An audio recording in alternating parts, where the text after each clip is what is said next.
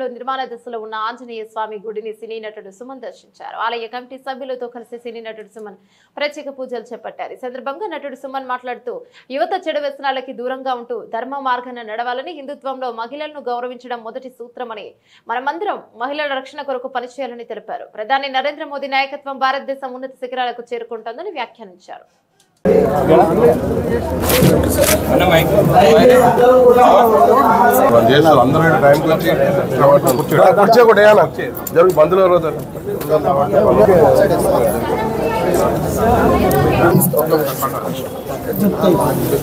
500-600 సంవత్సరాల కింద స్వామివారు ఇక్కడ వెలిసిన్నారు.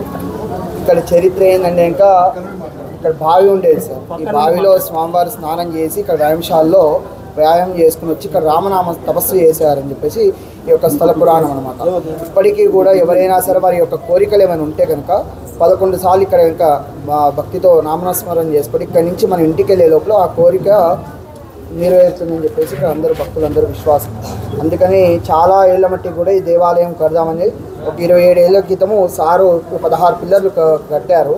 మల్లేష్ గారు, చింతల మల్లేష్ గారు ఇక్కడ 16 పిల్లర్లు కట్టారు. తర్వాత మళ్ళీ అది నోచుకోలేదు.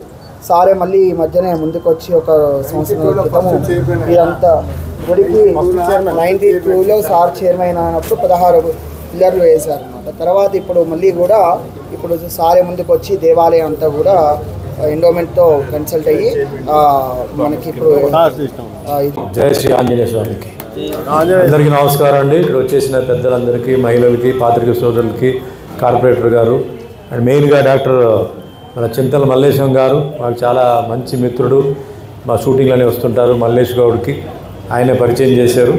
చాలా మంచి రిలేషన్షిప్ ఉందండి. అదే మాదిరిగా ఆయన ఆధ్యాత్మిక కార్యక్రమాల్లో చాలా పాల్గొంటుంటారు. ఇప్పుడు కూడా ఆయన చేస్తున్న సేవా కార్యక్రమాలు, ఆయన లెవెల్లో ఆయన డొనేషన్స్ అందరూ బాగుండాలని చెప్పేసి, అంటే మన కొన్ని యాత్రికులకి రూమ్స్ కానీ ఏదైనా సరే అంటే హిందూ ధర్మాని కోసం ఆయన ఎంతో చేస్తారు. ముందుగా ఆయనకి నమస్కారాలు చెప్తూ, మరి డాక్టరేట్ ఆయనకి ఇచ్చారు, పుదుచ్చేరిలో ఇచ్చారు. చాలా అది గౌరవమైన విషయం. ఎందుకంటే ఇక్కడ చేయడం వేరే, పుదుచ్చేరిలో వచ్చేసి ఆయనకి ఇవ్వడం అనేది నిజంగా చాలా గర్వకారమైన విషయం.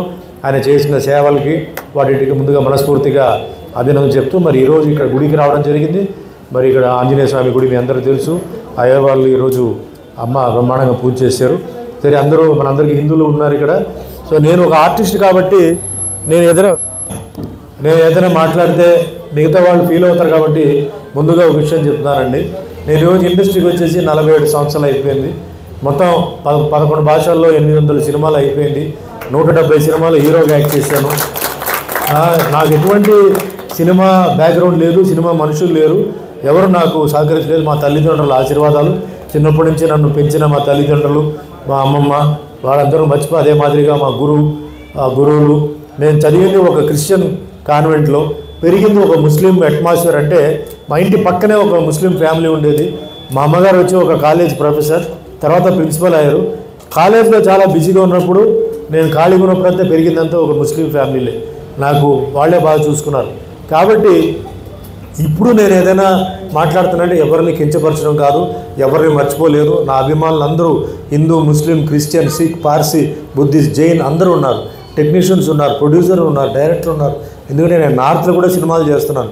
సో వాళ్ళందరికీ పాదాభివందనాలు చేస్తూ, నేను ఒక హిందూ కాబట్టి, నేను హిందూయిజం సపోర్ట్ చేస్తాను కాబట్టి, హిందువు నిలబడాలి కాబట్టి, హిందువుని మన భద్రత చూసుకోవాలి కాబట్టి, మీ మహిళలు అందరి జాగ్రత్త కోసం నేను ఈరోజు అయితే నేను మాట్లాడుతున్నాను. వచ్చాం, పూజ చేసాం, సన్మానం చేశారు, వెళ్ళిపోవడం అలా కాకుండా ఇక్కడ ఉన్న యూత్ అందరికీ, ముఖ్యంగా ఇక్కడ ఏదైతే మన హిందువులు ఉన్నారో గుడిని మన జాగ్రత్తగా మనం కాపాడాలి, హిందూయిజంను బాగా కాపాడాలి. అంటే చాలామంది ఈ మధ్యలో నేను చూస్తున్నాను, తాగేసి గుడికి వస్తున్నారు. వాళ్ళు నాన్ వెజ్ తిని వస్తే మనం ఏం చేయలేము, కానీ తాగేసి వచ్చినప్పుడు మనకు ఆ వాసన కనపడితే ఇక్కడ ఉన్న యూత్కి చేతులెత్తి నమస్కారం పెడుతున్నాను. దయచేసి వాళ్ళు మెడపెట్టి బయటికి గెంటేయండి. ఇంత కష్టపడి పాప అయ్యర్ వాళ్ళు ఇంత కష్టపడి ఇన్ని మంత్రాలు చెప్పి గుడి కడిగేసి ఇంత పుణ్యక్షేత్రాన్ని అంత అంటే చిన్నదో పెద్దదో ఇది ఒక పురాతనం ఉంది, దీంట్లో సబ్జెక్ట్ ఉంది, హిస్టరీ ఉంది. అలాంటి వాటికి దయచేసి వచ్చినప్పుడు అలాంటి వాళ్ళు మన బయటికి మనం పంపించకపోతే మన హిందూయిజంని, మన కులాన్ని మనం అవమానించినట్టు అవుతుంది. ఇది ఫస్ట్ నేను అడిగేది. రెండోది, ఇక్కడ మహిళలు అందరూ ఉన్నారు, మహిళల్ని మనం రక్షించాలి. ఈరోజు భారతదేశంలో కాశ్మీర్ టు కన్యాకుమారి తీసుకుంటే డెవలప్మెంట్ జరుగుతుంది, ఏమేమో చేస్తున్నారు. కానీ మహిళల్ని రక్షించడానికి ఇంకా కఠినమైన ఒక జడ్జిమెంట్ కానీ ఒక బిల్లు కానీ రాలే. చాలా బిల్లు వచ్చింది, కానీ రోజు ఛానల్స్లో చూస్తుంటే, పేపర్లో చూస్తుంటే ఎక్కడో ఒక చోట అవమానం జరుగుతుంది, మానభంగం జరుగుతుంది, రేప్ జరుగుతుంది. దీని అన్నిటికీ ఏంటంటే కాన్స్టిట్యూషన్ మారాలి, కాన్స్టిట్యూషన్ ఆల్టర్ చేయాలి, జడ్జిమెంట్ అనేది చాలా కఠినంగా ఉండాలి. వాడు ఎప్పుడు వస్తుంది, ఏ గవర్నమెంట్ చేస్తుందో తెలియదు, త్వరలో రావాలి అని చెప్పేసి కోరుకుంటాను. అప్పటి వరకు మన మహిళల్ని రక్షించాలి, మనం రక్షించాలి, వాళ్ళని చూసుకోవాలి. ఎందుకంటే పాపం చాలామంది భయంతో బయటికి రావాలంటే చాలా భయపడుతున్నారు. బయటికి వెళ్తే మనకేం జరుగుతుందో, బయటికి వస్తే మనకి ఏమవుతుందని చెప్పి పిల్లలు కూడా భయపడుతున్నారు. కాబట్టి మన యూత్ అందరూ మన ఏంటంటే మన హిందువులు ముఖ్యంగా, ఎందుకంటే మన వాళ్ళు గుడికి ఎక్కువ వెళ్తుంటారు, పూజలు తెల్లవారుజామున వెళ్తుంటారు, రాత్రి వెళ్తుంటారు. కాబట్టి మహిళల్ని గౌరవించాలి. కేవలం ఏదో నవరాత్రి టైంలో మట్టుకి వాళ్ళకి మహిళలంటే మా గౌరవం అది ఇది అని చెప్పి దాని తర్వాత మర్చిపోవడం కాదు. ఎప్పుడు మహిళల్ని గౌరవించాలి. అదే మాదిరిగా ఒక విజ్ఞప్తి, గుడికి వస్తున్నప్పుడు ఒక డ్రెస్ కోడ్ అంటూ ఒకటి పెట్టుకోవాలి. మన గుడికి వస్తున్నప్పుడు పెళ్ళికి వెళ్తున్నట్టు, ఫ్యాషన్ షోకి వెళ్తున్నట్టు అలా కాకుండా గుడికి వచ్చినప్పుడు రండి, ఫ్యాషన్ షోకి వెళ్తున్నప్పుడు ఫ్యాషన్ షోకి వెళ్ళండి, పెళ్ళికి వెళ్తున్నప్పుడు పెళ్ళిలాగా వెళ్ళండి, ఏ అభ్యంతరం లేదు. మన 10 మందికి ఉపన్యాసాలు చెప్పే ముందు మనం ఏం చేస్తున్నామో మన ముందు అది ఆలోచించాలి. ఎందుకంటే కొందరికి ఏంటంటే జబ్బు ఉంది. సో డబ్బు ఉంది కాబట్టి వాళ్ళు ఏం చేస్తారంటే కొంచెం రిచ్గా నగలు అవి వేసుకొని వస్తే పక్కనే గుడిలో ఇంకో పేదవాడు ఉంటాడు.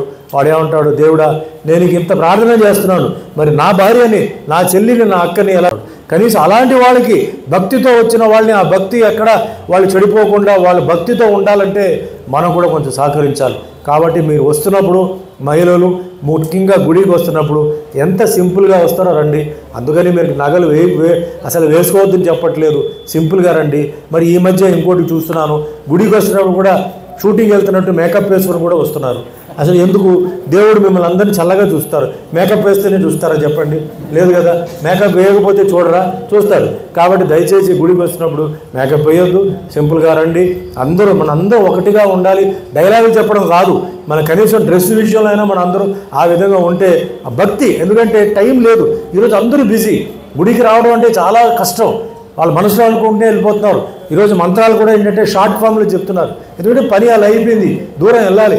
కాబట్టి వస్తున్న అంటే యాత్రికులు అక్కడ భక్తులు వస్తున్నప్పుడు ఏ విధంగా డైవర్షన్, వాళ్ళకి మెంటల్ డైవర్షన్ లేకుండా గుడికి వస్తున్నప్పుడు 5 నిమిషాలు వాళ్ళు టోటల్గా గుడిని అంటే దేవుడిని కాన్సన్ట్రేట్ చేసి వెళ్ళాలని చెప్పేసి ఒక మనవి.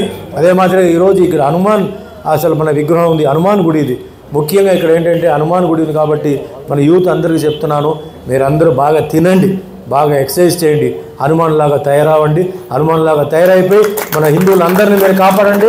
మీ అక్క చెల్లెలు, మీ ఇంట్లో ఉన్న మీ అమ్మ, మీ ఫ్యామిలీ అందరినీ మీరు కాపాడాలి, హిందూయిజం ముందుకు తీసుకెళ్ళాలి. ఏదో ఒక రోజు వచ్చేసి మన జై హనుమాన్ జై శ్రీరామ్ కాకుండా ప్రతిరోజు ప్రతి నిమిషం మీ బాడీలో జై హనుమాన్ జై శ్రీరామ్ అనే ఒక మంత్రం వెళ్తూ ఉండాలి. అదే మాదిరిగా మన మిగిలిన కులాలని మిగిలిన మతాలని కూడా మనం గౌరవిస్తాం. ఎందుకంటే ఈ భారతదేశం సెక్యులర్ కంట్రీ, అందరూ కావాలి.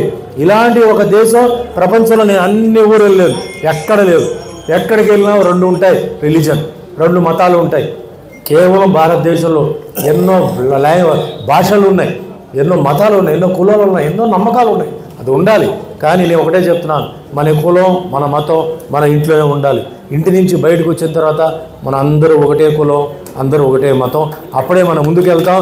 ముందుకెళ్తేనే ఈరోజు భారతదేశం డెవలప్ అవుతుంది.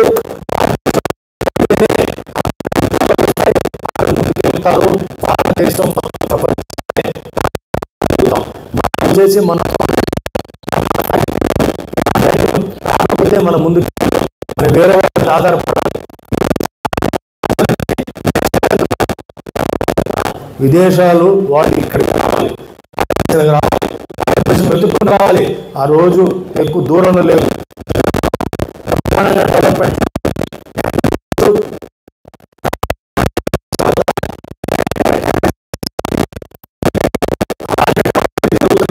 ఒప్పుకోవాల్సిందే. కొన్ని విషయాలు ఏదైతే జరుగుతున్నాయో అది మనం ఒప్పుకోవాల్సిందే. కాబట్టి ఇంకా డెవలప్ అవ్వాలి. మన భారతీయులు ఇక్కడే ఉండాలి. హిందూయిజంతో వాళ్ళందరూ ముందుకు వెళ్ళాలి, అందరినీ మనం గౌరవించాలి, అందరూ హ్యాపీగా ఉండాలి, అందరూ జీవితంలో ఉన్నత స్థాయికి ఎదగాలని మనస్ఫూర్తిగా కోరుకుంటూ ఈరోజు నాకు అవకాశం ఇచ్చినందుకు మరి సార్కి, ఇక్కడ ఉన్న అయ్యర్ వాళ్ళకి అందరికీ ధన్యవాదాలు చెప్తూ వచ్చిన పాత్రికేయ సోదరులకి, మహిళలకి మీ అందరికీ నమస్కారం. Thank you. జై హింద్, జై తెలంగాణ.